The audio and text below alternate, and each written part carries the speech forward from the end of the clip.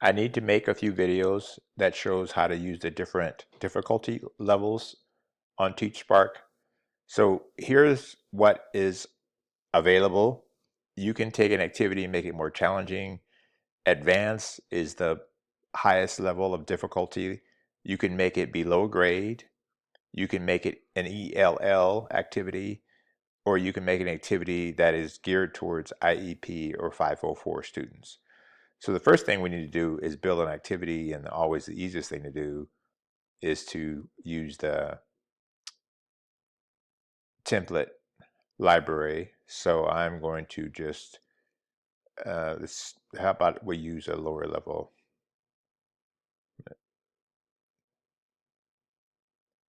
I'm going to use 6 through 8 for middle school. And I'm going to Civil War. Let's go cell biology. I like science. I don't know anything about science, but at least not at this level. We know it was 6 through 8, science. It's good, just interactive lesson. So this is standard. So instead of making a standard lesson, let's make it advanced. And let's see what we come up with. Let's do 100 points available for it, and let's see what TeachSpark creates. I will be back after the activity has been generated. So here's the activity. Again, this is using the advanced for 6th to 8th graders. So just to go through the same process, I'm going to copy the link there, and I'm going to open another window just to see, view it from a student's point of view. And I will be Jim today. So here's the activity. I'm not going to go through the whole thing, but you can see, so this is supposed to be for 6th to 8th graders, which I'm not a 6th to 8th grader, but it looks pretty intense to me. So I imagine that TeachSpark did a pretty good job of making this a more advanced activity. So this is what it looks like. It has several different question banks, and it'll get to short answer. I'm sure the rubric, again, matches exactly what is happening in the activity. Another short answer.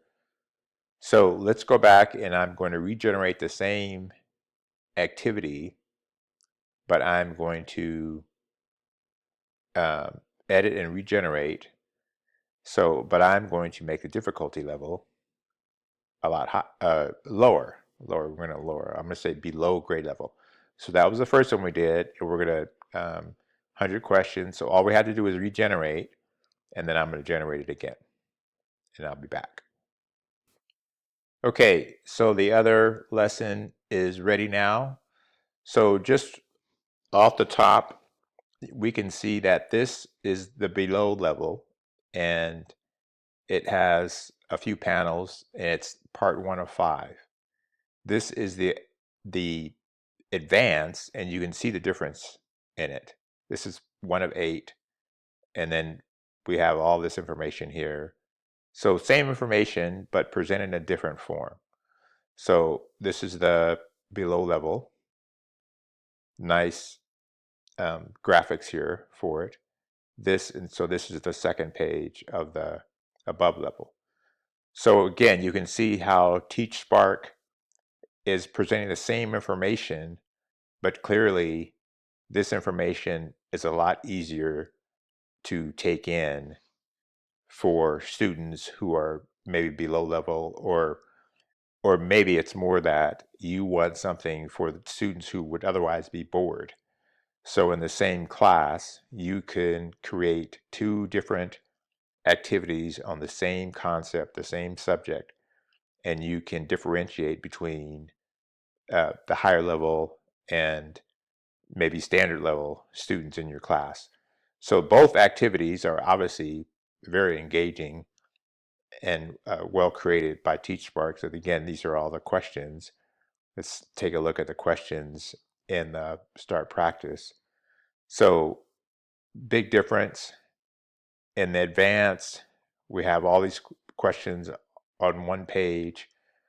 Look how much they're being asked to do versus the below level 1 sentence questions.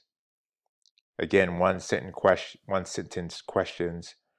So again, one of the things I want TeachSpark to be able to do is to take the same activity and be able to generate it for different levels in the classroom, because I think as teachers, we all know that our classroom, we have a classroom of 35 students, 33 students, whatever we have, the level of their ability to do work is not all the same.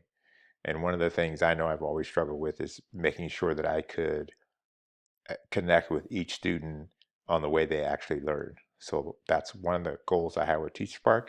And the difficulty level, let's go back so I can show it again real quick. Go to My Apps. And so when you're creating a new app, you will have the opportunity to select access, which level you want your activities to be at.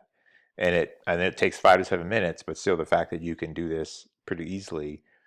And also remember, with all the activities, you are able to generate a lesson plan. So these are the two K-8 activities, but you're able to create a lesson plan from any activity, and that lesson plans will be generated according to the activity that is already here. And of course, as teachers, we're going to modify it as much as we need anyway. Anyway, so that is how you use the accessibility selector in TeachSpark while you're building an app.